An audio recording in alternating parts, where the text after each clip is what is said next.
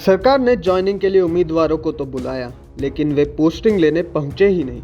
यहाँ बात हो रही है एमपी पटवारी भर्ती की। विवादों के बीच शासन ने पटवारियों की ज्वाइनिंग देने का बड़ा कदम उठाया, लेकिन 2000 कैंडिडेट पहुंचे ही नहीं, जिससे ये पद खाली ही रह गए। पटवारी भर्ती 8617 पदों पर होनी थी।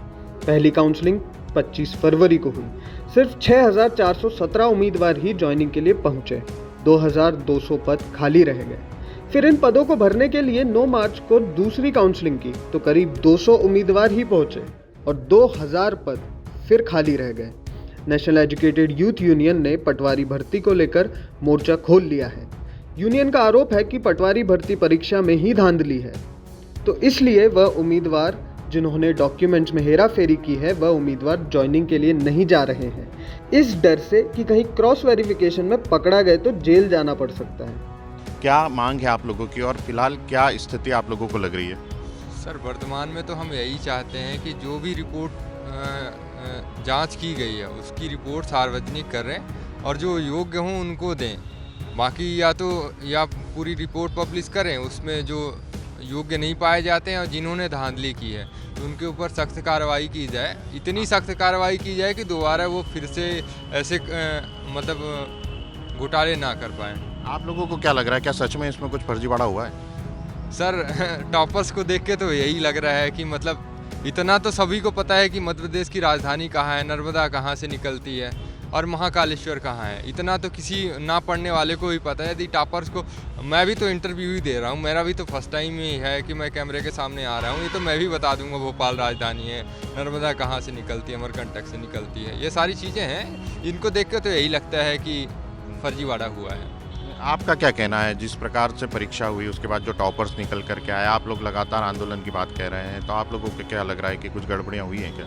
जी सर, गड़बड़ियाँ हुई है। जैसे राजस्थान में सरकार चेंज होने के बाद इनने जो घोटाला उजागर किया है, एमपी में क्या हुआ कि वो बीजेपी सरकार थी, बीजेपी वापस बन गई। तो जैसे राजस्थान में घोटाला उजागर हुआ है, ऐसा एमपी में भी होना चाहिए। उसकी जाँच होती है और अगर सार्वजनिक की जाती है तो ये घोटाला एमपी में भी देखने को मिलेगा।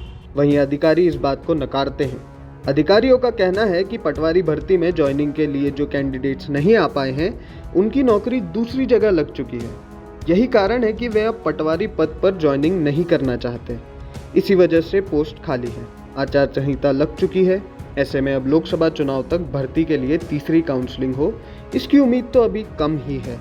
चुनाव के बाद भर्ती के लिए काउंसलिंग का अतिरिक्त राउंड चलाना है या नहीं, यह निर्णय सरकार का होगा। हालांकि जानकार मानते हैं कि इसकी संभावना कम है। हो ये सकता है कि नई भर्ती निकालकर इन्हें बैकलॉग में एडजस्ट कर दिया जाए। भोपाल में उम्मीदवार पटवारी भर्ती के विरोध में देश की राजधानी दिल्ली में प्रदर्शन की रणनीति बना रहे थे। अनुमति की लंबी वेटिंग के कारण अब तक ये प्रदर्शन नहीं हो सका। उम्मीदवार परमिशन लेने के लिए दिल्ली दौड़ लगा ही रहे थे और इधर आचार संहिता लग गई, मतलब दिल्ली प्रदर्शन कैंसिल हो गया।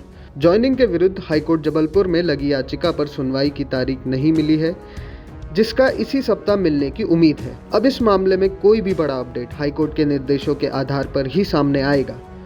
पटवारी भर्ती परीक्षा का घोटाला सामने आया था, उसके बाद लगातार आप लोगों ने मांग भी की थी, लेकिन आज तक वह कार्रवाई नहीं हो पाई है।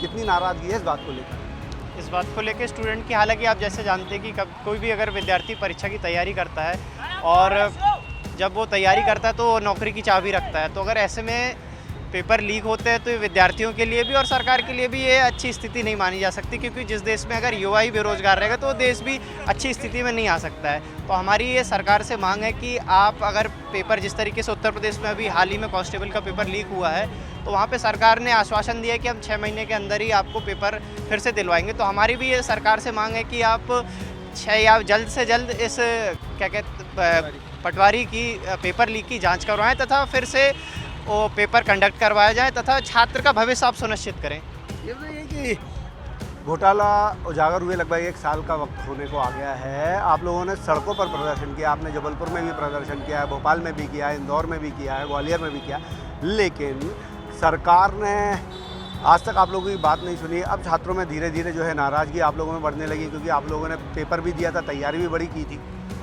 विद्यार्थियों ने बहुत ही मन से पेपर दिया था और भले ही उसमें चीटिंग हुई, परंतु कई विद्यार्थी थे जिन्होंने अपना जी तोड़ प्रयास किया, बहुत अच्छी मेहनत करी और बहुत मन से पेपर दिया। उसके बाद जब ज्ञापन हुआ, इस पर इतना ज़्यादा प्रदर्शन किया, विद्यार्थियों ने अपनी नाराज़गी जताई, उसके बाद भी अभी तक जो देखा गया है कि सरकार ने किसी भी प्रकार का ना कोई भी ठोस कदम, और ठोस तो क्या कोई छोटा कदम भी ज़्यादा लिया नहीं है।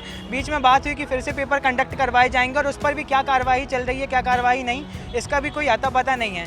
तो हम सभी विद्यार्थी जो हैं वो डटे रहेंगे और जब तक प्रदर्शन करते रहेंगे जब तक हमारी मांगें पूरी नहीं हो जाएं। एमपी पटवारी भर्ती में फर्जीवाड़ा हुआ है या फिर ये सब सिर्फ केवल अफवाहें हैं जो फैलाई जा रही हैं? आप हमें कमेंट्स में ज़रूर बताएं कि आपको क्या लगता है। इस वीडियो को लाइक करें, शेयर करें और हमारे चैनल पर सब्सक्राइब करें।